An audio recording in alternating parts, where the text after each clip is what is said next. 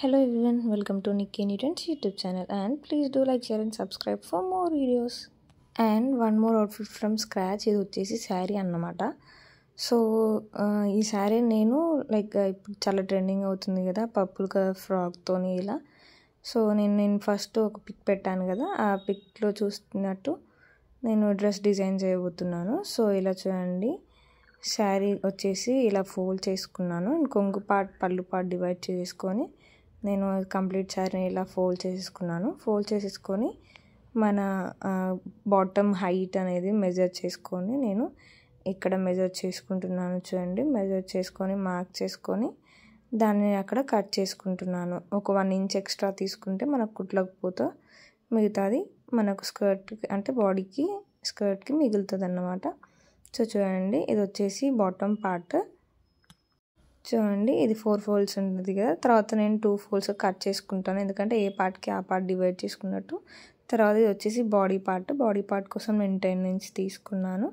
So ఇలా స్ట్రైట్గా cut చేసి 4.5 ఏమో షోల్డర్ తీసుకున్నాను అండ్ హామ్ హోల్ వచ్చేసికేమో 5 తీసుకున్నాను. ఇలా చిన్న కర్వ్ పెట్టేసి ఇలా కట్ చేసుకుంటున్నాను. అండ్ 2.5 ఏమో షోల్డర్ దగ్గర, 2 ఏమో నెక్ దగ్గర వచ్చేటట్టు చూసుకొని ఇలా మార్క్ చేసుకున్నాను. తర్వాత వాటిని సపరేట్ చేసుకుంటున్నాను. చూడండి, ఇలా నీట్గా కట్ చేసుకోవాలి. తర్వాత ఒక పార్ట్ తీసుకొని ఇలా నేను వీడియోలో చూపిస్తున్నట్టు 4 ఇంచెస్కి మార్క్ చేసుకోవాలి. సో ఇలా మార్క్ చేసుకొని ఏం చేయాలంటే బ్యాక్ పార్ట్ నేను డ్రాప్ షేప్ ఇచ్చేసాను, కొంచెం రౌండ్ డ్రాప్, అంటే పొడుగు డ్రాప్ కాదు అలా. తర్వాత ఫ్రంట్ నెక్ వచ్చేసి ఇలా వీ కట్ ఇచ్చేసాను. చూడండి, వీ కట్ ఇచ్చేసి నాకు ఎందుకో అంత మంచిగా అనిపించలేదు వీ కట్. సో నేను తర్వాత దాన్ని ఇలా డైమండ్ షేప్లో చేసేసాను. సో చూడండి, ఇది వచ్చేసి బ్లౌజ్ పార్ట్ అన్నమాట. బ్లౌజ్ పార్ట్ నేను వచ్చేసి బాడీకి వేస్తున్నాను. చూడండి, ఇలా నేను ప్లేస్ చేసుకొని క్లాత్ అనేది కట్ చేసుకుంటున్నాను. సో దీంట్లో కొంచెం క్లాత్ మిగులుతుంది కదా, దాన్ని నేను బేబీ ఫ్రాక్ స్టిచ్ చేశాను అన్నమాట. అది కూడా వీడియోలో చూపిస్తాను.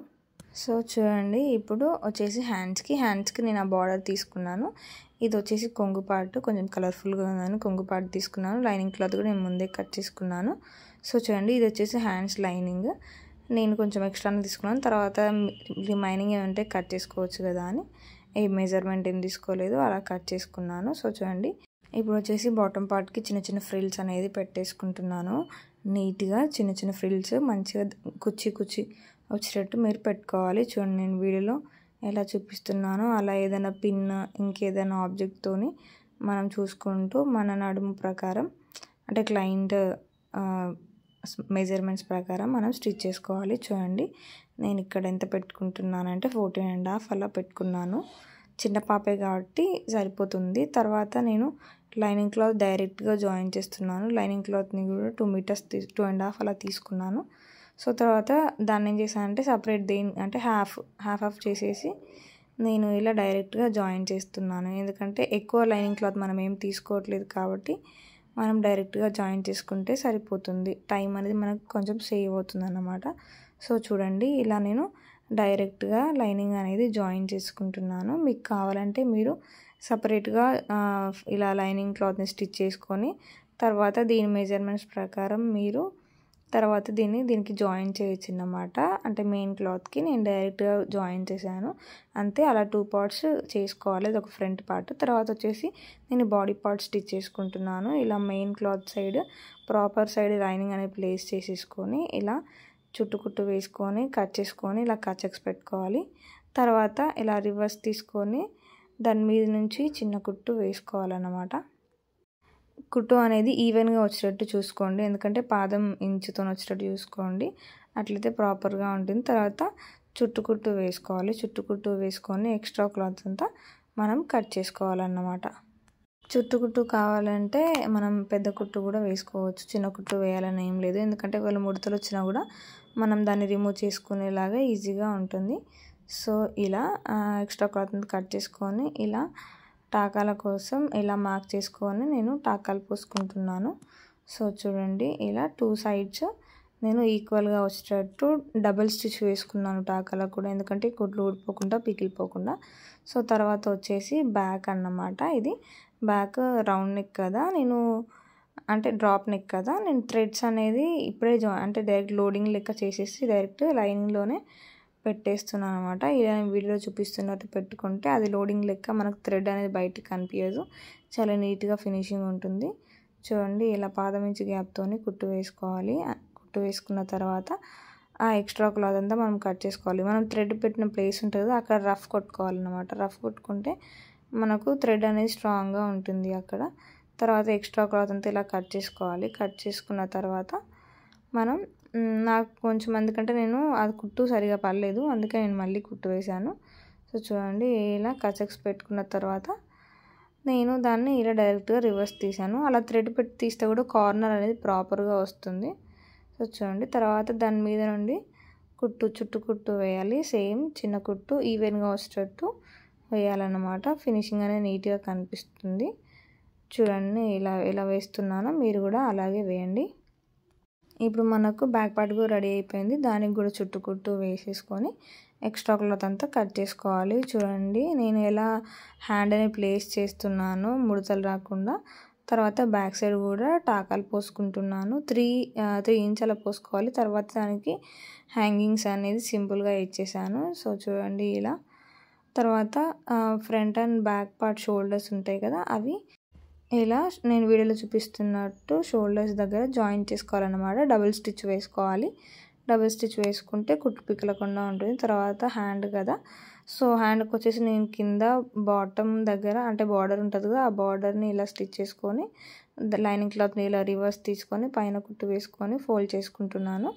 ఆ బార్డర్ ఉన్నంత వరకే నేను అంటే అది గోల్డ్ జరీ వచ్చింది కదా, ఆ గోల్డ్ జరీ వరకే నేను యూస్ చేస్తాను. సో చూడండి ఇలా గోల్డ్ జరీ వరకు నేను స్టిచ్ వేసుకుంటున్నాను. తర్వాత ఎక్స్ట్రా క్లాత్ అంతా కట్ చేసుకున్నాను. తర్వాత నేను ఫస్ట్ కొంగులో కట్ చేసాను కదా, ఈ పార్ట్ అనేది ఇలా ఫోల్డ్ చేసుకొని హ్యాండ్ లెక్క మనం షేప్ కట్ చేసుకోవాలి. తర్వాత ఇలా నేను వీడియోలో చూపిస్తున్నట్టు చిన్న చిన్న ఫ్రిల్స్ చిన్న చిన్న కుర్చీ పెట్టుకొని మనకి ఇది ఎలా రావాలంటే బుగ్గల చేతులు ఉంటాయిగా అలా వచ్చేటట్టు పెట్టుకోవాలన్నమాట. సో ఇలా నేను వీడియోలో చూపిస్తున్నట్టు ఇలా రివర్స్ పెట్టి జాయిన్ చేసామనుకో మనకు లోడింగ్ లెక్క అయిపోతుంది. అండ్ దాని పైనుండి ఒక స్టిచ్ వేస్తే మనకు నీట్గా ఉంటుంది అది లేవకుండా. సో తర్వాత అక్కడ కూడా ఎక్స్ట్రా క్లాత్ కొంచెం కట్ చేసి రిమైనింగ్ అంతా నేను ఇలా వీడియోలో చూపిస్తున్నట్టు లైనింగ్ క్లాత్కే మనం డైరెక్ట్గా కుర్చీలు పెట్టుకుంటూ వెళ్ళిపోవాలన్నమాట. అంటే ఆపోజిట్ కుర్చీ పెట్టాలి. ఫస్ట్ మనం ఎటు పెట్టామో దాని ఆపోజిట్ సైడ్ నుండి కుర్చీ పెట్టుకుంటూ ఇలా వెళ్ళిపోతూ ఉండాలి. అట్లా వెళ్తే మనకు నీట్గా ఉంటుంది. కుర్చీ అనేది ఇట్లా కనిపిస్తుంది గుబురుగా. చూడండి ఇలా 2 హ్యాండ్స్. తర్వాత మనం ఫస్ట్ బాటమ్ కుట్టాము కదా, ఆ బాటమ్స్ మనం దీనికి అనేది జాయిన్ చేసుకోవాలన్నమాట. నేను హ్యాండ్స్ కూడా బాడీకి జాయిన్ చేసుకున్నాను.